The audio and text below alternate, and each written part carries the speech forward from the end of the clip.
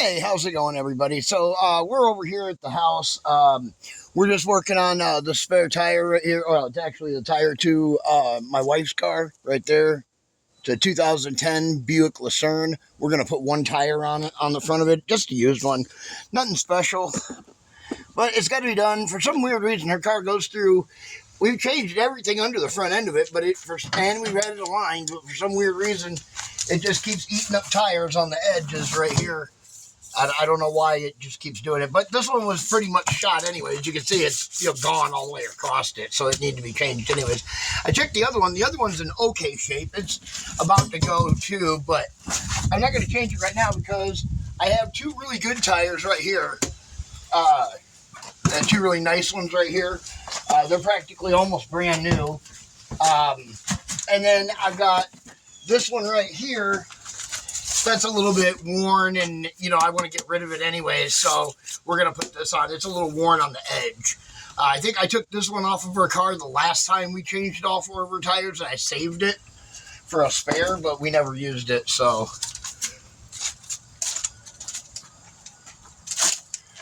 All right, let's get this tire off. So I got a lot of people that want to join our organization. Well, here's the thing. If you want to join our organization, you have to come find us.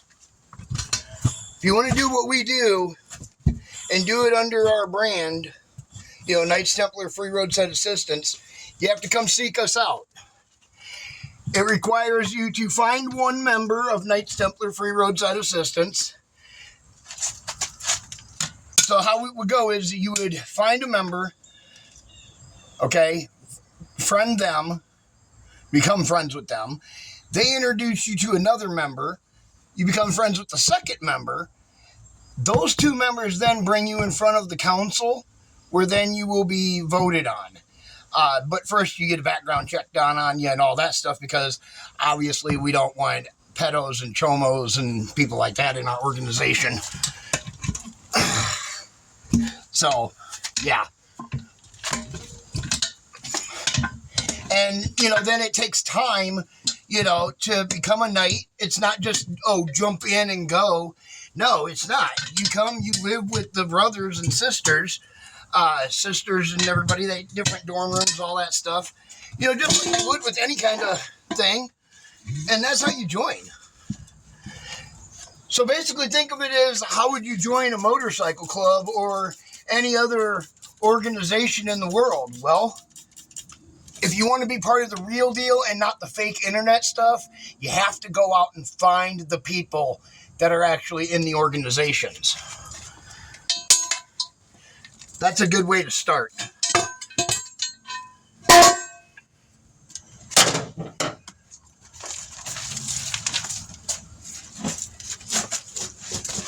All right, so now it's where I want to put this edge down. Let's make sure it's interdirectional. Nope, it's not. I know this one's not.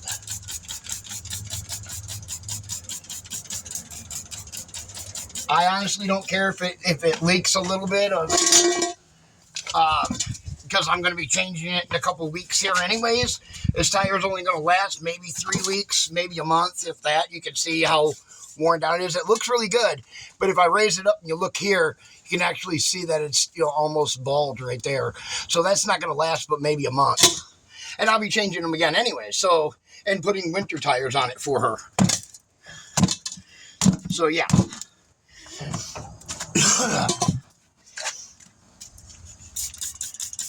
Which that is what these are over here, that these are all season tires. This is not. This is a summer tire. You can definitely tell that by the grooves in the tires too. Different types of tires, depending on if they're rain tires, summer tires, all season or whatnot, they have different tread. A lot of people don't realize that. That's probably because a lot of people don't know a lot about tires.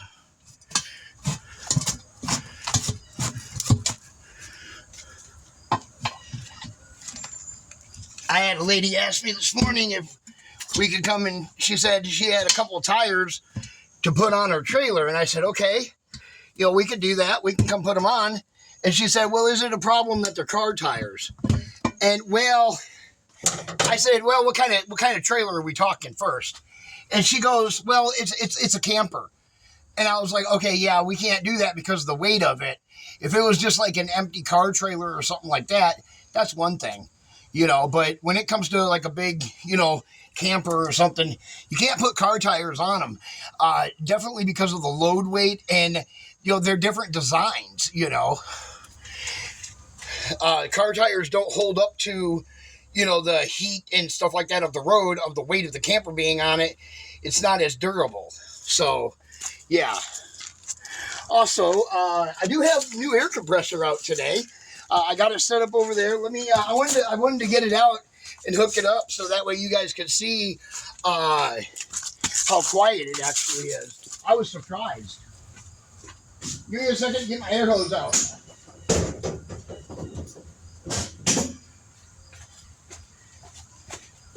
And yes, I know I had this tire on the rim in 5 minutes. Thank you.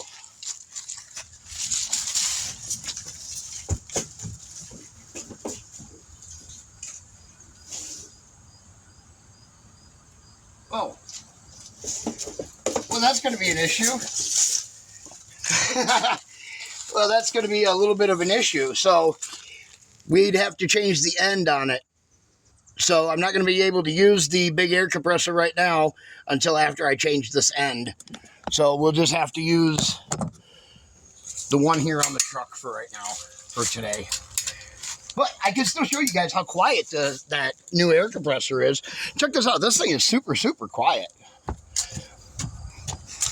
And I like quietness. I like being stealthy.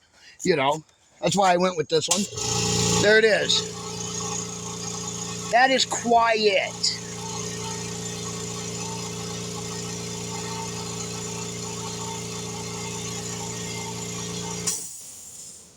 So it's got the 1.8 horsepower motor on it with 150 pound max, but it also has the 90 PSI on the 20 gallon for the tank for tools. See, this side here is the tool side, and this side over here is for the tank side, which is very cool. Tool side, tank side, very cool. And then it's like just super quiet motor. It's a big motor too. It fills up pretty quick. But we're going to use the truck for right now, I guess. I mean, what else can I do? That was my bad. I didn't realize that I needed a different end piece on my hose.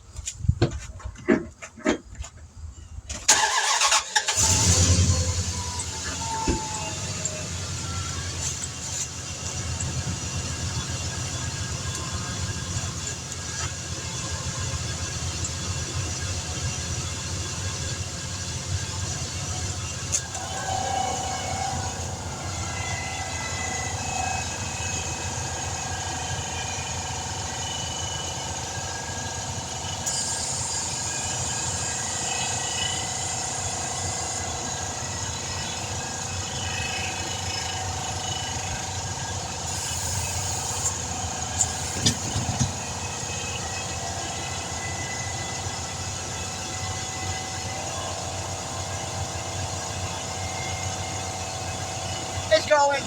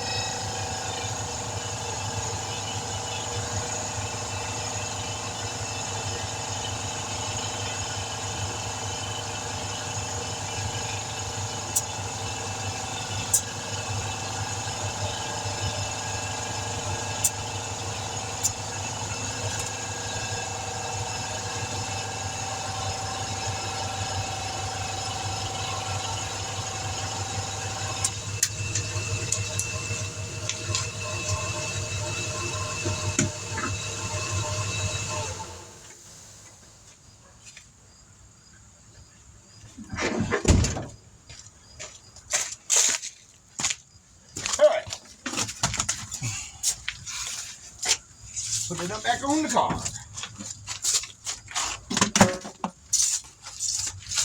Oops, killed my bottle.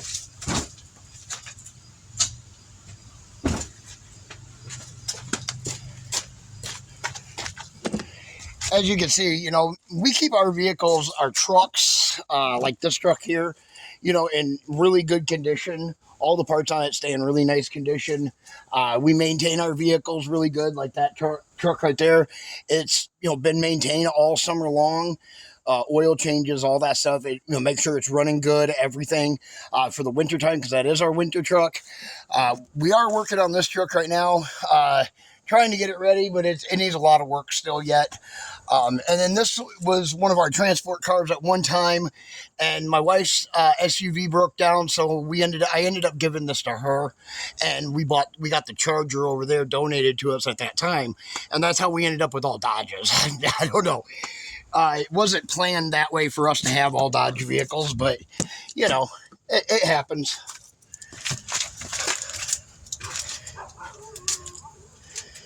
But that's okay. Now that we have so many of them, we'll just stick with Dodge. As you can see on this vehicle too, you know, this was our transport car at once upon a time. And we kept this thing in tip-top condition as well. As you can see, everything in here, you can see everything's brand new inside this. You know, absolutely everything is, you know, all the tie rods, everything is completely new. Everything on this is new under the front end. We just had this rebuilt last year on this car. But we got to figure out why this side right here, it's only this tire. For some weird reason, it's only this tire. And maybe it's a messed up boot or something like that that's causing the extra wear on the outer edge for some weird reason that it's not doing on the other side. The other side almost needs to be changed too. You know, it's kind of wore out all the way across the tire, but I'm going to let it go for a couple weeks, let this tire wear out the rest of the way. Then we'll take this in, see what's going on with it to a shop, and then we'll put those two newer tires on it. And hopefully that'll solve its little dilemma issue that it's been having. It hasn't been doing it for very long. Just the last two times I changed the tires, so I don't know what's going on with it. Maybe it needs another alignment. Maybe it jumped out of alignment again. Who knows? But I mean, it's only $65, $70 over at Portage Tire for an alignment on this car, so not bad.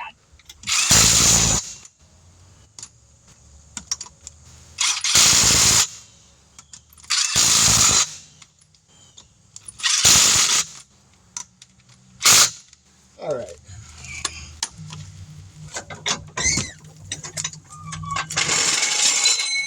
Put that down, grab torque wrench. Almost hit the door. All right. First off, I got to find the new torque wrench. And I checked this torque wrench against the old one. Actually, this one's about 6 inches longer than the old one is, and it's actually more heavy duty. It's thicker around here. The head's thicker as well from side to side than the old one was. And they were the exact same. They're the exact same serial numbers too. You can check the serial numbers are on the inside of the boxes for these wrenches. But yeah, so they have the exact same serial number. They're the exact same ratchet, according to all the numbers and everything. But for some weird reason, you can see how this one is just so much bigger than the other one. I don't even know. The other one was half the size. It was only like this big compared to, you know, this. Which this is nice. This is a lot nicer.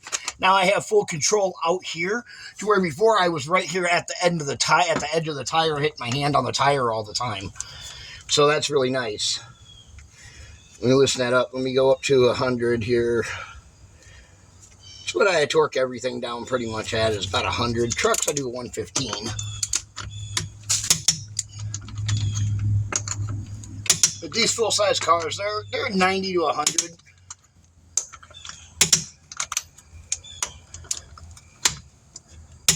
For most full-size cars. We'll just go around once or twice. and end up right back here on the one that we started on. There we go. That's such a nice wrench. That was the first time that I used that too. All right, well, there we go. DS Vault. We'll catch you guys in the next one. Be sure to like, share, subscribe. And maybe we'll talk more about, how people can join our organization and stuff at a later date.